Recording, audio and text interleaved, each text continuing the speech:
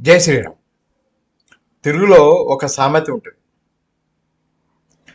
ఏమనంటే ఏరుగా పోయేటోనికైనా సిగ్గు లేకుండా ఎత్తి ఊసేటోనికైనా సిగ్గుండాలి అని చెప్పేసి. ఏరుగా పోయేటోనికి సిగ్గు లేకుండా ఎత్తి ఊసేటోనికైనా సిగ్గుండాలి అన్నాడు. ఒకసారి ఈ వీడియో చూద్దాం. अपोलो हॉस्पिटल में जाके नाम पढ़िए डॉक्टरों के, वहां पे आपको एक दलित नाम नहीं मिलेगा, एक पिछड़े वर्ग का नाम नहीं मिलेगा, एक आदिवासी नहीं मिलेगा। और कॉन्स्टिट्यूशन कहता है कि ये देश सबका है, one man one vote. Congress వాళ్ళారా, ఎట్లయినా రాహుల్ గాంధీకి సిగ్గు లేదు, లజ్జ లేదు. మనకే చల్లదు, ఏం తెలివి ఉందో నాకే తెలియదు. వాడు ఏం మాట్లాడుతుండో ఆయనకు తెలియదు. కనీసం మీకన్నా అర్థమవుతుందా? ఆ రాహుల్ గాంధీ ఏం మాట్లాడుతుండో మీకేమన్నా అర్థమవుతుందా?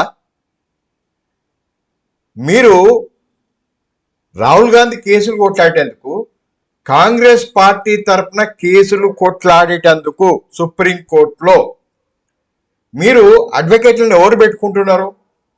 కపిల్ సిబ్బాల్ని పెడుతున్నారు, లేకపోతే సింఘ్విని పెడుతున్నారు, లేకపోతే చిదంబరం పెడుతున్నారు. అవునా? మరి వీళ్ళ దళితులు ఉన్నారా? పీడితులు ఉన్నారా? సిగ్గు లేదా మీకు?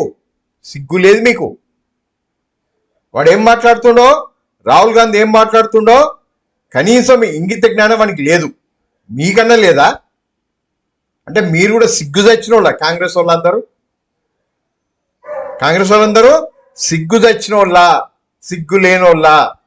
లజ్జ మానము అభిమానం ఏమి లేనోళ్ళ? వాడు స్వామ్యులు అంటాడు. వాడు ఏం మాట్లాడినా కూడా మీరు నవ్వుతున్నారు స్టేజ్ మీద కూర్చొని.